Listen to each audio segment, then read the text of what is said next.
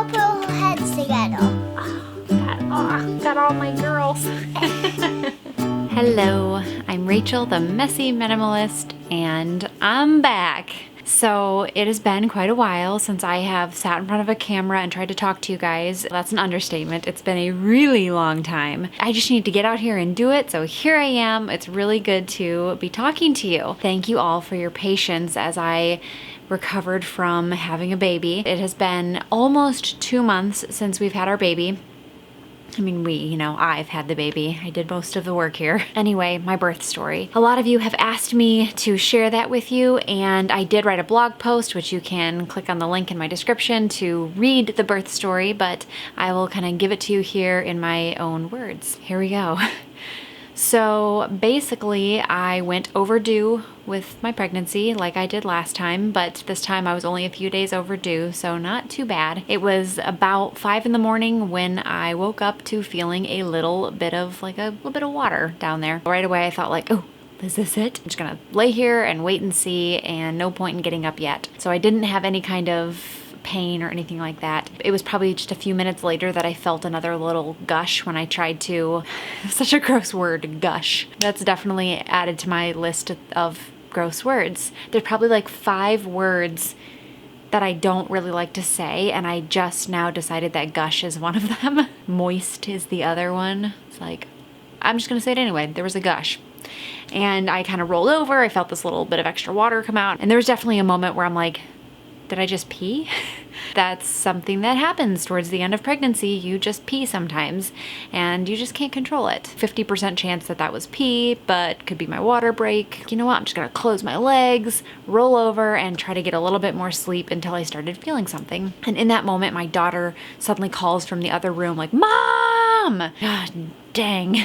I started going out to her. It was very clear at this point that my water had broken, so I walked to her room, I grabbed a washcloth from the couch, I stuffed it in my underwear, and I hopped in her bed. At this point, I was basically just trying to keep as much water in me as I could. Last time my water broke and it all came out, and it was very fast and furious, and it hurt like heck, and I thought, hey, if I just keep the water in me, maybe it won't hurt so bad. So the goal was just keep the water inside of me, and maybe I can keep the pain down a little bit longer. I was laying there, and probably like at 10 minutes into laying in my daughter's bed, I felt my first contraction, and it wasn't too bad. It was just kind of like a tightening. And for anybody who hasn't had a baby, I guess I'll describe it a little bit more, but it's like all the muscles in your abdominal region just like kind of tighten up and then let go. I counted it out, and it was like 10 seconds. Wasn't too bad at all. Okay, there's my first one. We'll see what happens. And about 10-15 minutes later, I had another one.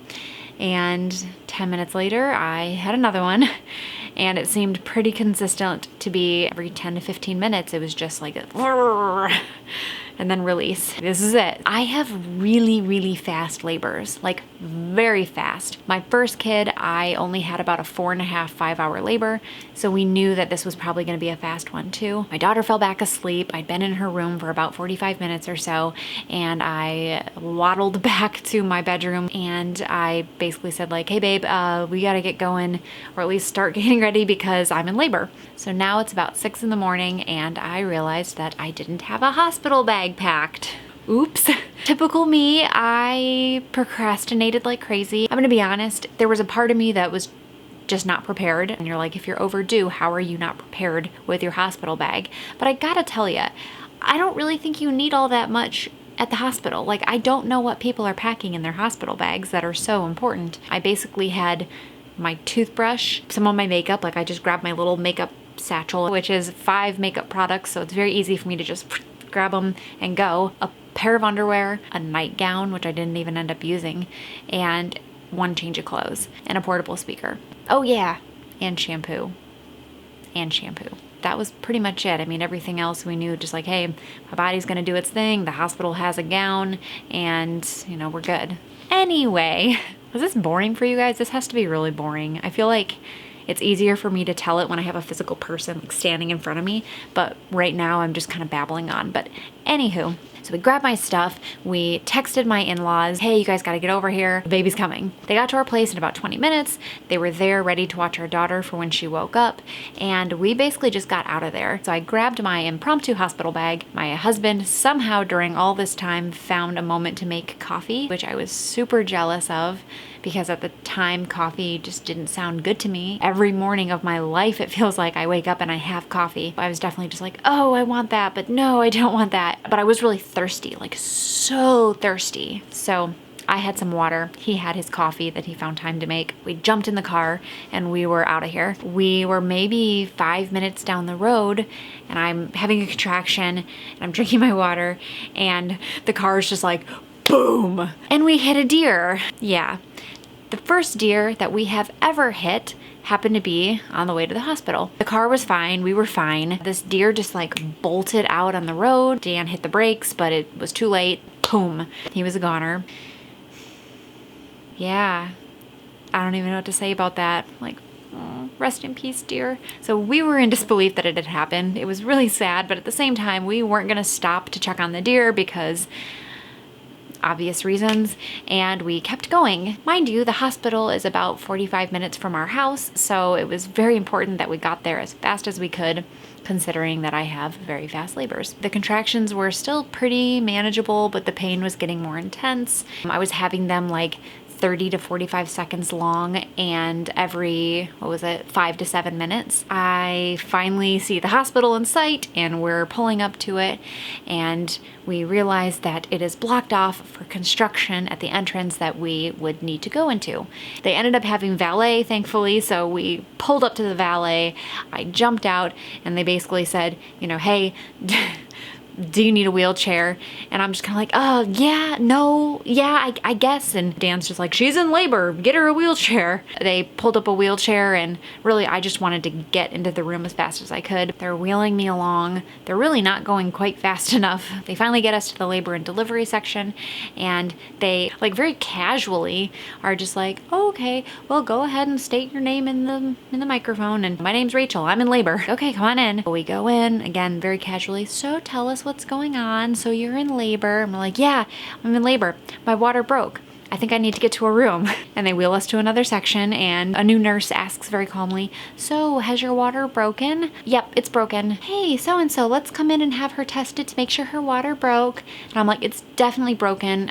I've got a washcloth stuffed in there. It's disgusting. Like, it's broken. Sounds like it's broken. Let's get some paperwork going. Literally every 3 minutes at this point, I'm having horrible contractions that are lasting about a minute long, and it's getting pretty darn painful. And I keep saying to them, I'm saying to like everybody who will listen, I have really fast labors. I have really fast labors. I think I need a room. I have really fast labors. And it seemed like everyone was pretty casual, super nice, but pretty casual. And I'm just like, come on, people, let's go. We finally get into a room.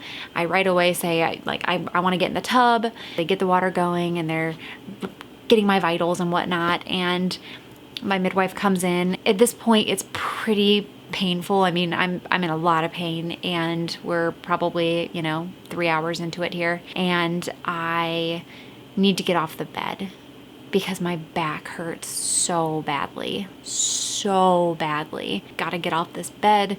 What else do you need from me? They're all really, really nice, but it's just taking too long. I don't want any medications. I'm not gonna do an epidural. I don't need anything. I just need space. I just need to move. The midwife asked me, do you have any questions? I do have one question, and of course I was trying to keep it quick here, but it was a legitimate question. Will you do whatever it takes so I don't tear? Because I tore with my first, and it was a 2nd-degree tear, which basically means, for those of you who don't know, that it tore through the muscle. Pretty painful, and it makes it harder to recover postpartum. Right off the bat was like, anything you can do to prevent me from tearing, that would be great. Whatever it takes, like coaching. I was hoping you could coach me during the pushing process. Instead of just saying, sure, we'll coach you during the pushing process, what really got said was, a long-winded answer about the socioeconomics of the type of people who tear versus those who don't tear. It was very strange. It was like a lecture. Poor nutrition early on in pregnancy, and how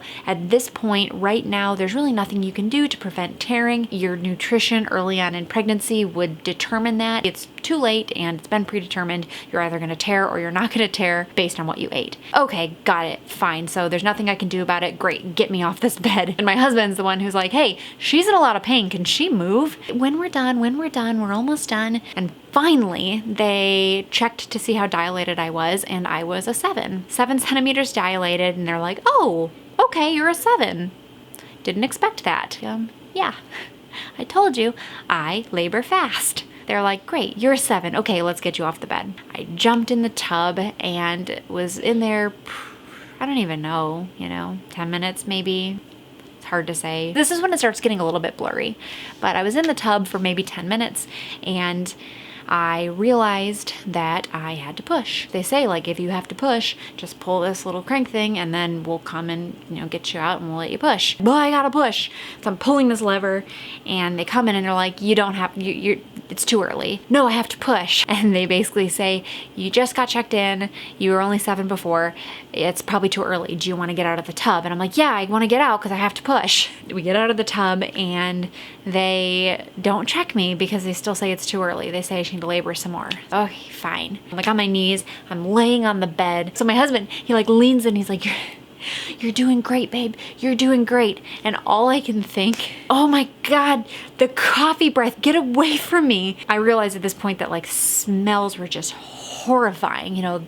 Coffee, which normally coffee breath is like totally fine with me. Horrifying. So then I end up puking, having to go to the bathroom in a really bad way. Basically, I go back and forth from just like toilet to puking in a bag to toilet to puking. Every little thing is setting me off. You'd think that I wouldn't have anything left in my stomach at this point, but I was also so thirsty. So thirsty. I kept drinking water and then I would just puke it out. Then the nurse comes by and she has to write something on the bag or something next to me. I suddenly smell this horrible blah smell. I'm gonna puke again. And I look over and there's this big fat permanent marker right by my face being written on something. Ugh, get that away from me. The poor nurse is like, oh, I'm so sorry. I'm so sorry. It's too late, so I'm puking again. They finally come back in. They told me, you're not ready yet. Bear down more, labor some more. I couldn't control myself. It hurt so bad.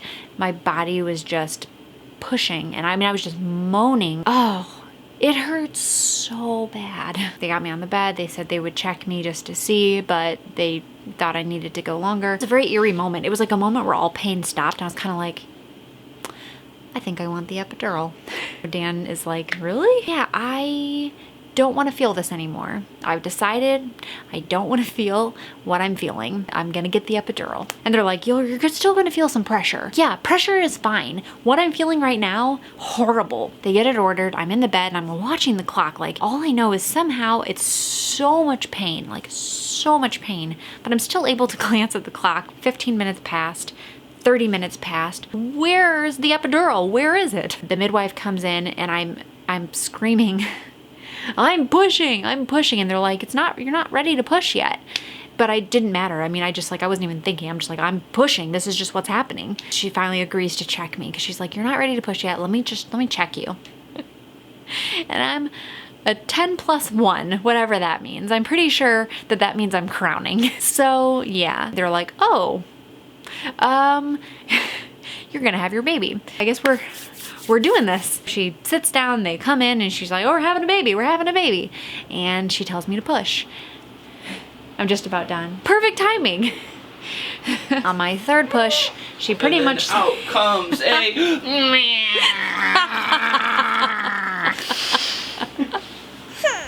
It wasn't quite like that. Good thing my story's coming to an end. So she says, hey, all right, this is your third push. I think you're gonna deliver on this next push. And I bear down and I deliver the baby. What did you say? I was just recording a video. Like what video? Wow. Me too? Yeah. Okay, Mama. Who's me, Mama? There you are. Mommy. Mwah. How what video is this? Is that a good one?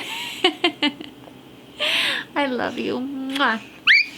Yes, so basically I have my third push and I deliver the baby and there's 10 fingers and 10 toes and it was great. And I didn't end up getting the epidural. Not that there's anything wrong with getting it. I mean, again, power to anybody who has a baby regardless of how you have it. But I did not end up with the epidural despite that I had asked. Sit on the seat. Well, I guess that this is kind of the end because my other daughter has beckoned me. But this is the official introduction of Nova Jane. This is Nova Jane. And Nova was born 8 pounds, 2 ounces, and she was 20 inches long. And she has been a really good baby. So she's been a good sleeper, and she was born with this full, luscious head of hair, which is pretty impressive. That's it. So I guess I'm gonna go and hang out with my other daughter now, but I'm happy to be back, and again, hopefully gonna kick out some more videos because I'm ready to be back and I missed you guys. Thanks for listening to my birth story. You can also read about it on my blog at messyminimalist.com. And a big special thank you to everybody who is one of my patrons on Patreon. Anybody who is a contributor on Patreon has been standing by me for 2 months of no content, and I really appreciate that because that means that you've given anywhere from $1 to $20 and you've been patiently waiting, and I'm finally back and I really appreciate you. You're wonderful and I couldn't do it without you. And in fact, anybody watching my videos who watches like through an ad, you guys are paying for my maternity leave, and I really appreciate that because as a full-time YouTuber, I don't get paid maternity leave. I just, I just get to leave and then I don't get anything. So I really appreciate you all. And we're done. We're done. Stop talking, Rachel. Just be done. Okay. Glad to be back. I will talk to you guys later. We'll see you next time. She's a natural. I need to slow down. I'm nervous. It's been too long. Nova, this is YouTube. Yeah, you're gonna be a big star. Okay, bye.